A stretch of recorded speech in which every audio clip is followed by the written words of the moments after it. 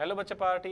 In previous class हमने chapter number 9 ray optics के examples complete कर लिए थे। इन दिस क्लास बच्चों हम बात करने वाले हैं चैप्टर नंबर 9 की एक्सरसाइज की। अब नोट करिए बच्चों, हमने जो प्रीवियस एग्जांपल्स किए थे वो कुछ अलग पैटर्न्स के थे, यानी कि उसके जो वीडियोस थे वो आपको मैं स्क्रीन पे दिख रहा था, ऐसा कुछ लग रहा था। और इस बार के जो वीडियोस है वो मैं स्क्रीन पे बना रहा हूँ। देखते आपका रिस्पॉन्स कैसा आता है। आपको जो भी वीडियोस अच्छा लगता है प्लीज़ मुझे कमेंट करके ज़रूर से बता दीजिएगा, ताकि हम आगे से अपग्रेड करने की ट्राई करें। तो चलिए बच्चे लोग स्टार्ट करते हैं एक्सरसाइज नंबर 1 को। एक्सरसाइज नंबर 1 कह रहा है बच्चों, a small candle 2.5 centimetre in size is place at 27 centimetre in front of the concave mirror.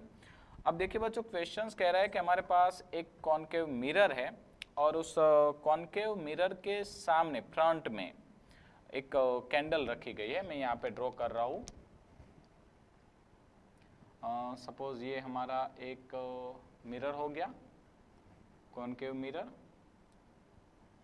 ठीक है। ये हमारी हो गई प्रिंसिपल एक्सिस। अब हमने यहाँ पे एक कैंडल रख दी है और ये जो कैंडल है वो है 2.5 सेंटीमीटर, बराबर है बच्चों। चलिए अब आगे पूछा गया था कि ये जो कैंडल है वो यहाँ से 27 सेंटीमीटर डिस्टेंस पे रखी गई है। क्लियर है बच्चे लोग? चलिए आगे चलते हैं। And radius of curvature 36 centimetre, मैं यहाँ पे मेंशन कर देता हूँ भाई, R is equal to 36 centimetre. अब R 36 होगा तो बच्चे लोग हम नोट कर सकते हैं कि F जो है वो हमारा 18 सेंटीमीटर हो जाएगा।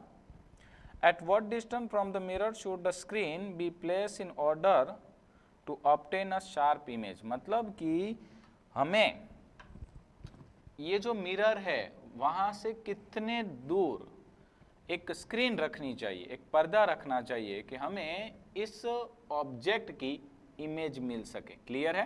तो हमें एक स्क्रीन रखनी है, कितनी डिस्टेंस पे रखनी है। इन शॉर्ट हमें इमेज डिस्टेंस फाइंड आउट करना है। राइट है बच्चे लोग? तो हम बात करेंगे इमेज डिस्टेंस के लिए। साथ ही साथ हमें बात करनी है describe the nature and size of the image. Clear? चलिए तो अब हम स्टार्ट करते हैं इस क्वेश्चंस को। तो सबसे पहले बच्चों नोट करिए, जैसा कि हमने एग्जांपल में सीखा है कि ये जो हमारा ऑब्जेक्ट है वो मिरर की लेफ्ट साइड है, और अगर ये मिरर की लेफ्ट साइड होगा तो बच्चों हम उसको क्या कंसिडर करते हैं? Minus yes. तो मैं यहाँ पे मेंशन कर देता हूँ U is equal to -27 centimetre. और ये कॉनकेव मिरर है बच्चे लोग, तो फोकल लेंथ भी माइनस में मिलेगी हमें, तो F भी हमें मिलेगा -18 सेंटीमीटर। क्लियर? अब हमें बात करनी है इमेज डिस्टेंस, तो मैं यहाँ पे मेंशन करता हूँ इमेज डिस्टेंस। तो इमेज डिस्टेंस के लिए बच्चे लोग हमने एक शॉर्ट फॉर्मूला डिराइव किया था एग्जांपल में मिरर के लिए, V is equal to UF upon U minus F। Right है? आई होप आप लोगों को सबको याद होगा। और जिस बच्चे ने अभी तक एग्जाम्पल्स के वीडियोस नहीं देखे वो प्लीज पहले रिफर कर ले एग्जाम्पल्स को, ताकि आपको थोड़े बहुत फॉर्मूलाज के आइडियाज आते रहे और फिर हम एक्सरसाइज अच्छे से कर सकते हैं।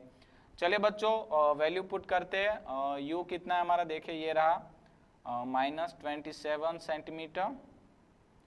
F दिया था हमें -18 डिवाइड बाय -27 और -18। ठीक है? अब देखिए बच्चों कुछ नहीं करना, सिंपली हमें कैलकुलेटर यूज करना है।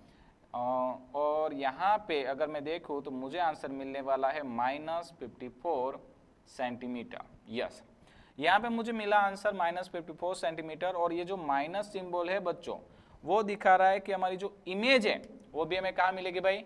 लेफ्ट साइड मिलेगी। इट मीन्स कि अगर हमारा जो ऑब्जेक्ट है वो 27 डिस्टेंस पे था तो हमें जो इमेज है वो स्क्रीन कुछ यहाँ पे रखनी पड़ेगी, और ये जो डिस्टेंस है बच्चों वो मुझे मिलने वाला है 54 सेंटीमीटर पे। क्लियर? तो बच्चे लोग हमें इमेज के बारे में पता चल गया। अब हमें क्या फाइंड आउट करना था? दूसरा था magnification and size of image.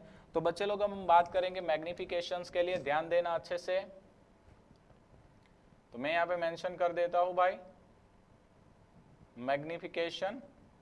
चलिए तो मैग्निफिकेशन के लिए बात करें तो मैग्निफिकेशन का बच्चों फॉर्मूला होता है -V/U। क्लियर है? M is equal to -V/U। तो -V कितना मिला बच्चों? देखिए हमें -54 मिला था, तो मैं इसको साइन के साथ कंसिडर कर रहा हूँ। और हमारा जो U था बच्चों वो हमें ऑलरेडी दिया हुआ था -27, तो ये कट हो जाएगा 27, ये कट हो जाएगा 2, तो हमें यहाँ पे मैग्निफिकेशन मिल रहा है -2। क्लियर है बच्चों? तो हमें मैग्निफिकेशन मिल गया -2।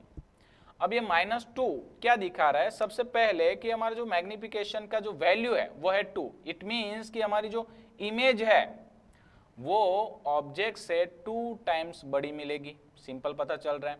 दूसरी चीज, ये जो माइनस सिंबल है वो दिखा रहा है कि हमारी जो इमेज है वो इन्वर्ट होगी। यस, मतलब कि अगर हमारा जो ऑब्जेक्ट है वो upper side of the principal axis है तो हमारी जो इमेज है वो ऐसी होगी भाई।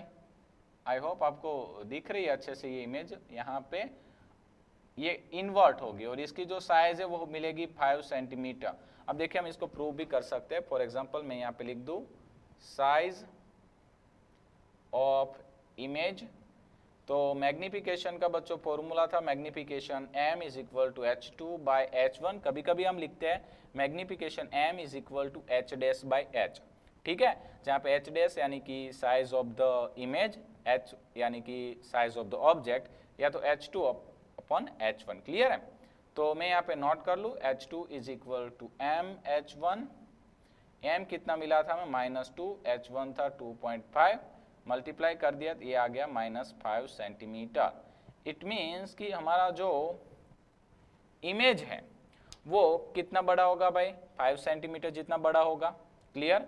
और वो इन्वर्ट होगा। और अगर ये इन्वर्ट है तो उसका मतलब बच्चों कि हमें जो इमेज है वो कैसी मिलेगी? तो हम यहाँ पे मेंशन कर सकते हैं कि हमारी इमेज हमें रियल मिल रही है, साथ ही साथ इन्वर्ट भी मिल रही है। ठीक है, तो नोट करिए बच्चों इस पॉइंट को। हमें जो इमेज है वो कैसी मिल रही है? इन्वर्ट और रियल। साथ ही साथ मैग्निफिकेशन मिल रहा है 2 एंड इमेज की जो साइज है वो मिल रही है 5 सेंटीमीटर। बट अभी भी यहाँ पे हमारा क्वेश्चंस कंप्लीट नहीं हुआ। हमें क्वेश्चंस में और एक चीज पूछी गई थी और वो चीज थी कि if the candle is move closer to the mirror, candle को अगर हम मिरर के नजदीक लेके चलते हैं, how would the screen have to be move, तो हमें स्क्रीन को कहाँ पे मूव करना पड़ेगा? अब देखिए बहुत सा आसान सा सवाल है बच्चों, नोट करिए यहाँ पे। अगर सपोज कि यहाँ पे हमारा जो रेडियस ऑफ कर्वेचर था वो कितना दिया था हमें? 36। इट मीन्स यहाँ पे हमें रेडियस ऑफ कर्वेचर मिलेगा और अप्रोक्स यहाँ पे मुझे फोकल पॉइंट भी मिलने वाला है f। क्लियर? अब अगर हम इस ऑब्जेक्ट को मिरर के नजदीक लेके जाते हैं तो सिंपल है भाई, अगर हमारी जो ऑब्जेक्ट है वो C और F के बीच में मूव होती है, यानी कि F के नजदीक जाने की ट्राई करती है, तो ये जो इमेज है वो दूर जाने की ट्राई करेगी।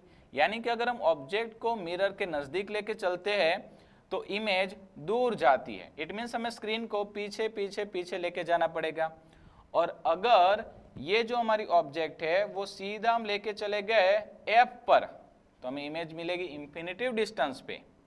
और अगर हम F से भी आगे चलते यानी कि हमारा जो ऑब्जेक्ट है वो F और P के बीच में रहा तो हमें जो इमेज है वो एक्चुअली वर्चुअल मिलेगी और बिहाइंड द मिरर मिलेगी। ठीक है, मिरर के पीछे मिलने वाली है। क्लियर बच्चा पार्टी?